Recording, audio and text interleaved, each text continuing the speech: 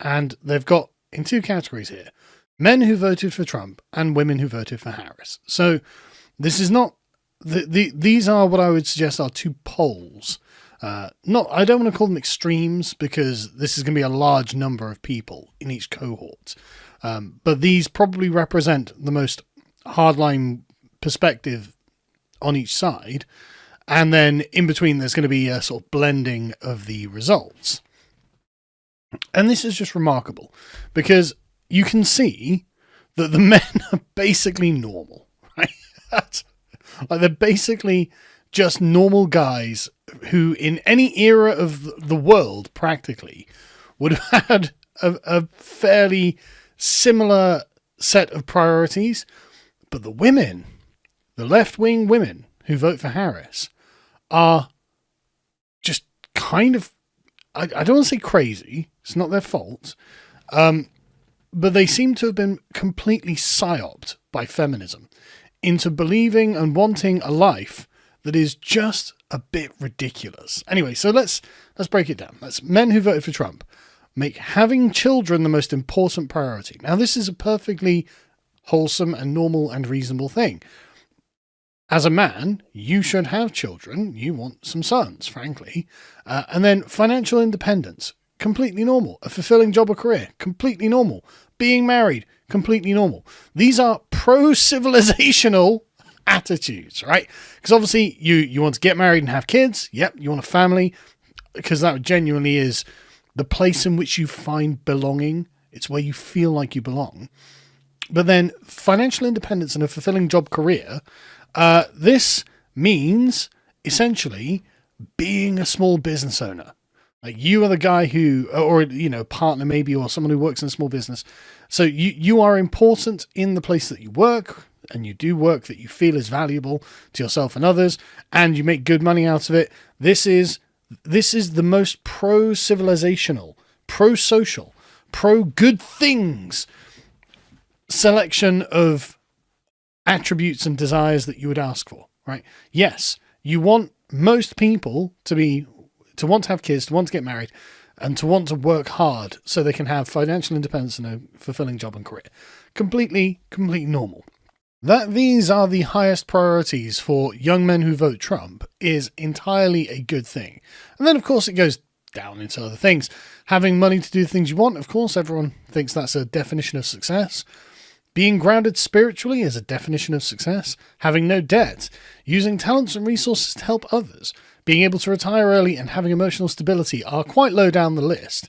So they're not necessarily definitions of success. So basically, their perspective is quite realistic. Having emotional stability, I guess, is not something that's that worrying to them, but I suspect that it's something that they think about less, because I doubt they have problems with emotional stability. And being able to retire early, of course, that would be nice, but that's not something that most people think is realistic, right? So realistically, having kids, having a job that you're happy with and being paid decently to do it, and being married, this is success to Trump voting men. On the other side of the ledger, you've got women who voted for Harris and what they think success looks like. Man, is this just the ledger of feminism? So 51% said a fulfilling job and career. It's like, really? Is it really a success for women to be corporate slaves? Like, I mean, if you'd put financial independence a bit higher, I might say, okay, they want to own their own businesses, but that's not what they're saying. They just want to make sure their email job is what they're doing. Having money to do the things you want. Again, 46% though, compared to the 28% of Trump voters. Like that is very interesting how it's far more sort of dependent and materialistic. But then the next one, having emotional stability. That's really interesting because the fact that 39% of them are like, yeah, God, I love emotional stability. Like, you're looking here at the things presumably you don't have as a Gen Zer. I don't have children. I don't have financial independence. I'm not married. I don't have money to do the things I want. Therefore, these are the things I'm going to go for. Well, I don't have a fulfilling job or career. I don't have money. I don't have emotional stability, but I do think that I need to use my talents or resources to help others. So it's like this weird sort of abstract sociability in it. And so, okay, and that's a huge chunk, absolutely huge chunk, 51%, 37%. So way higher than any of the ones for the men voting Trump. And then you get financial independence, having no debt, owning your own home. Again, these are a lot lower. Making your family and community proud, which is roughly the same. Being grounded spiritually, they're not that worried about. Being able to retire early, they're not worried about at all. And then at the very bottom of the barrel, being married and having children. These are not signs of success to Generation Z women. And it's like, but they really are. Like, I know, like my wife has friends and from school, and a lot of them are they don't have kids, or they have broken marriages, and they're not doing very well in their lives. And it makes her feel better about herself, because she's like, oh, just when I think, I'm having a bad day or whatever, I look around and go, yeah, no, I've got a loving husband. I've got 4 happy kids. We own a house. We're doing quite well. Like, actually, everything's going really great. And yet for Gen Z women, no, these are not metrics of success. It's like, yeah, they are. They absolutely are. This is the column of people who think the dream is living the feminist, independent woman life forever.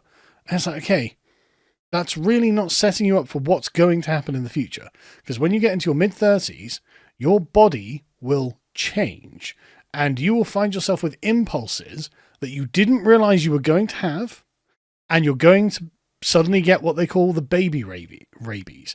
You're going to have these insane cravings to get married and have kids, because your clock is ticking, and if you haven't put down the roots, if you haven't laid the foundations, it's actually quite difficult to do these things. But you'll have your career, you'll have money, you probably won't have emotional stability. We'll get to that in a minute. And you might have financial independence, and you probably won't have debt, although given the way women tend to spend, maybe you will. But you'll find yourself with a whole new set of priorities that you can't purchase. You won't be able to spend money to get the things that suddenly are a huge driver and a massive desire for women in the sort of like 30 to 40 age range. And so just warning you now, again, the problem with all of this is the fact that we have such a culture of irresponsibility, right?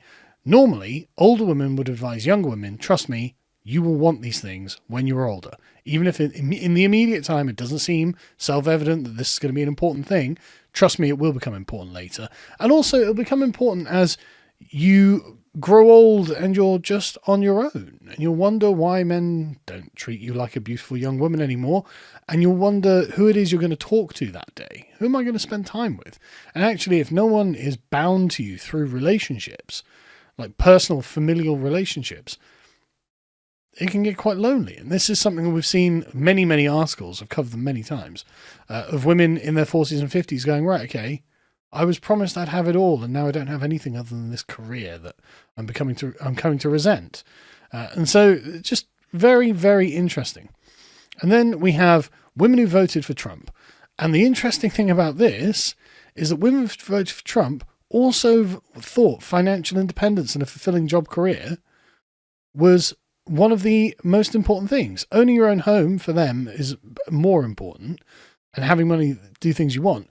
But these economic concerns are all way higher than having children or being married. Now, don't get me wrong, 26% and 20% respectively, that's not terribly different to men. I mean, it's at least still quite an important priority. It's at least something that women who are voting for Trump are like, I am going to want that. I am going to want that. Maybe I do need to get my job or whatever it is sorted.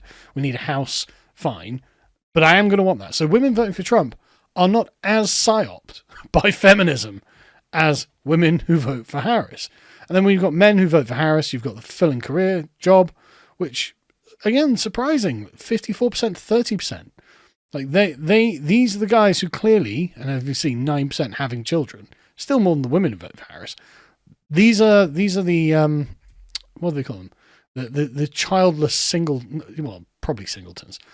These are going to be the childless types. But I can't help but feel like you already know the stereotype of these men.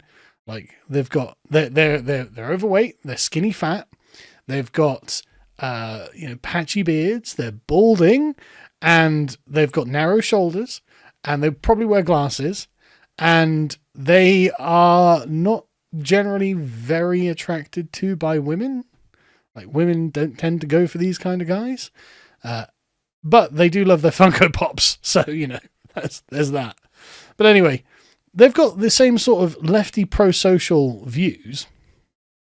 But again, having emotional stability is really, really high. For Trump voting women, having emotional stability is only 18%. I can't help but feel the people voting for Trump have emotional stability, and the people voting for Harris don't have emotional stability. I think this is an important thing to them. And also, like, owning your home, 20% for them, 18%. Kind of being a bug man is kind of expected, it seems, which is really, really interesting to me. And it just really fascinates me, the kind of personality types, especially when you go to the article this is based in, and you ask them, for example, in general, how often do you feel anxious or worried for the future? Well, for men, only 19% of men said all the time, but a third of women are constantly anxious and worried about the future. Wow, that's very interesting. Or most of the time, 27%. So that's half of men basically are just constantly or mostly anxious for the future. But 2/3 of women are just anxious for the future. And then you've got 28% who are like, yeah, I sometimes am, which for men is much higher. Almost half of men are just like, yeah, sometimes. This is the sort of reasonable point, right? You obviously, sometimes you're anxious for the future, obviously. But most of the time and almost all the time, that speaks to a deeply unhealthy culture. And it's a very, obviously it's way more men than women that are rarely or never. But that makes me want to ask these people, look, are you sure that these priorities are correct? Because actually it seems that these guys represent this spectrum here, and probably a part of that. But these people represent this, deeply unhealthy, deeply nervous about the future. They're really worried about how things will be. And so they're desperate for career. They're desperate for money. They're desperate for financial independence, or whatever it is, all these, materialistic things. Whereas being married and having kids is the most important thing for at least the men who vote for Trump. But it's also fairly important for the women who vote Trump too.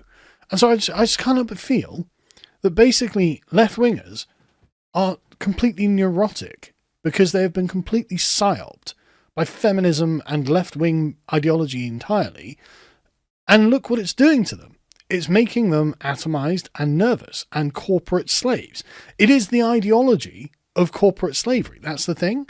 Like, why wouldn't a hyper-capitalist want you to feel like this? So you're completely dependent on him for a job. You're completely independent of one another. And you have no plans for the future. Your plans for the future are just keep working in the job rather than having a family, having your own business, having your own, life that's outside of his control. Like, why wouldn't he want you to be like the left rather than the right?